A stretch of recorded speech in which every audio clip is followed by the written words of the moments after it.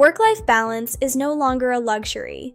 It's a practical framework for protecting your energy, focus, and long-term well-being. In a world where work can follow you everywhere, the real challenge is not just getting more done, it's building a routine. It's about letting your professional and personal life support each other instead of competing for every hour of the day. The most effective approach is simple in theory and powerful in practice. Create structure, protect boundaries, and make room for recovery. That means managing time with intention, setting realistic goals, and deciding in advance what deserves your attention and what does not. When those habits become consistent, a calmer routine starts to feel normal instead of rare. This is how we build lasting balance. So, how do you create work-life boundaries that actually hold? The secret is specificity. General goals often fail. Instead of vaguely hoping for more personal time, define the hours when work begins and ends clearly. Communicate those limits clearly to the people who need to know. This sets the expectation for your availability. This can include turning off notifications after hours and keeping certain spaces in your home work-free at all times. Avoid the habit of answering every message immediately. Not everything requires an instant response to be effective.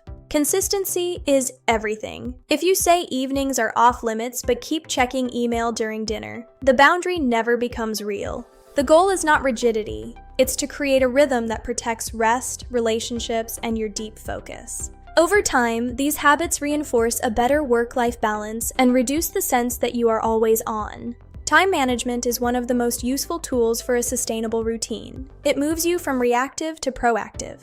When you plan your day instead of reacting to it, you reduce decision fatigue and make space for what matters most. A simple calendar, to-do list, or time-blocking system can help you separate deep work from administrative tasks. It helps you distinguish between complex projects, daily chores, and the personal commitments that keep you grounded. The key is to prioritize realistically. Not every task is urgent, and not every request deserves immediate action. Start by identifying the few responsibilities that will make the biggest difference, then assign your energy accordingly. This approach supports productivity without encouraging burnout. It gives your day clear edges rather than a continuous blur. Realistic goals are central to balance. Unrealistic expectations are one of the fastest ways to feel overwhelmed.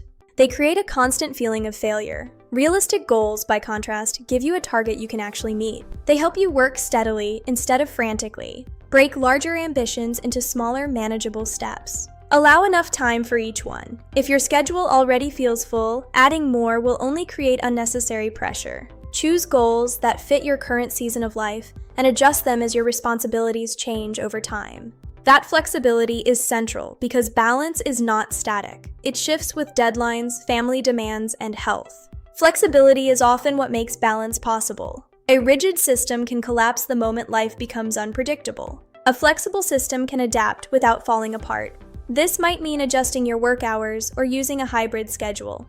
Flexibility gives you room to respond to real life instead of idealized routines. Some days call for more attention at home. When you allow for variation, you are less likely to see normal disruptions as failures. It creates a more humane balance. Balance is not something you have to carry alone.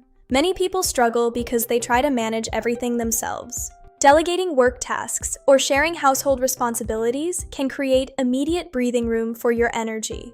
Asking for support is not a sign of failure.